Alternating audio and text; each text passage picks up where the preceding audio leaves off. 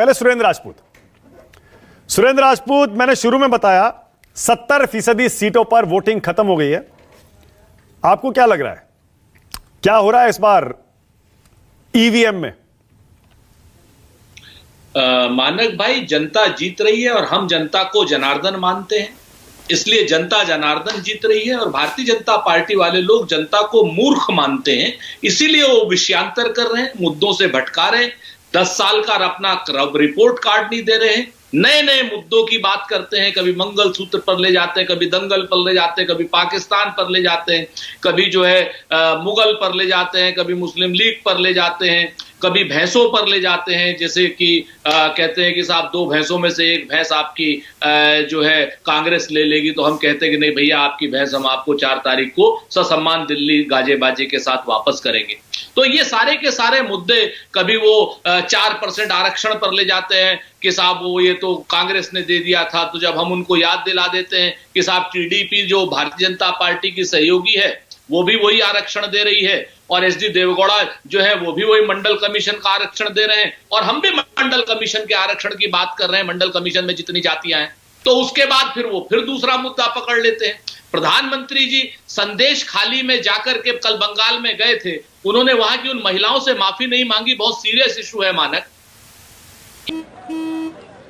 चल हो जा शुरू। केसरिया से मन जोगी हुआ रे, दिल झूमे देखो पतवारा हुआ रे, दिल झूमे देखो पतवारा हुआ रे। हर पल मनाओ केसरी त्योहार। विमल, बोलो जुबान केसरी। कि उन महिलाओं की, संदेश खाली की लड़कियों की अब शादियां कैसे होंगी? कभी किसी ने सोचा है कि उन लड़कियों की शादियां कैसे होंगी? कैसे, कौन करेगा उनसे शादी? चूंकि उनको बदनाम कर दिया इन लोगों ने। वहां कहा कि मास रेप हुआ है, उन लड़कियों के चरित्र के ऊपर दाग लगा दिया, क्वेश्चन मार्क लगा दिया।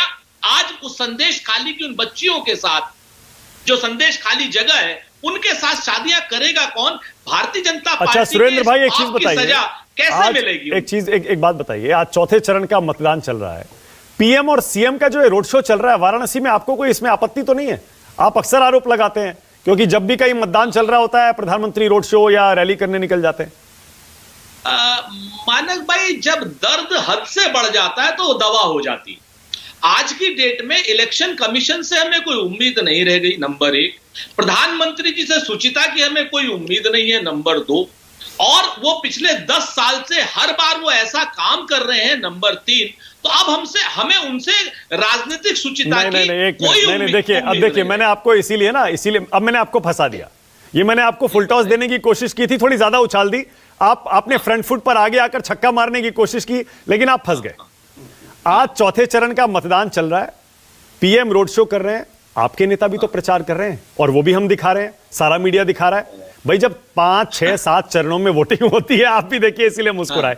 सबको हक है अपना प्रचार करने का, रोड शो करने का, रैली करने का। सोनिया जी का आज वीडियो आया, राहुल गांधी की रैली आई, प्रियंका जी का इंटरव्यू आया, हम सब दिखा रहे हैं, सारा मीडिया दिखा रहा है। मानक भाई, एक चीज है, अगर आप प्रधानमंत्री जी से बाकी सब लोगों को बराबर का तौलेंगे, लेवल प्लेइंग फील्ड करेंगे, तो मैं आपको धन्यवाद ज्ञापित करूंगा। आज प्रधानमंत्री जी 3 चैनलों पर लगातार उनका लाइव इंटरव्यू चल रहा है, 3 चैनल पर लगातार चल रहा है, आपके सामने स्क्रिप्टेड इंटरव्यू चल रहा है। हमने तो कोई शिकायत चुनाव आयोग से की नहीं ना, आपने सवाल पूछा तो हमने कहा जब दर्द हद से गुजर जाता है तो दवा बन जाती है। आपने मेरे जवाब पे शायद ध्यान नहीं दिया। हाँ। मैं फिर से कहता हूं कि दर्द जब हद से गुजर जाता है तो दवा बन जाती है। वही इस तरीके की जो वो आ गई है ना, कि अब उन्होंने उस तरीके के जिन्होंने राजनीतिक सुचिताएं खत्म कर दी, तो अब आपने इंटरव्यूज पर सवाल उठाया, बीजेपी वाले कह रहे हैं कि प्रधानमंत्री, गृह मंत्री इतने सारे लोगों को इंटरव्यू दे रहे हैं, आपके नेता इंटरव्यू क्यों नहीं दे रहे? दे दीजिए भाई, सारा मीडिया इंतजार कर रहा है। इंटरव्यू दीजिए, चला देंगे। हम आप लोग कितना चला सकते हैं कितना नहीं, मैं आपके ऊपर आरोप नहीं लगा रहा हूं। हमारी अपनी रणनीति है, उनकी अपनी रणनीति है।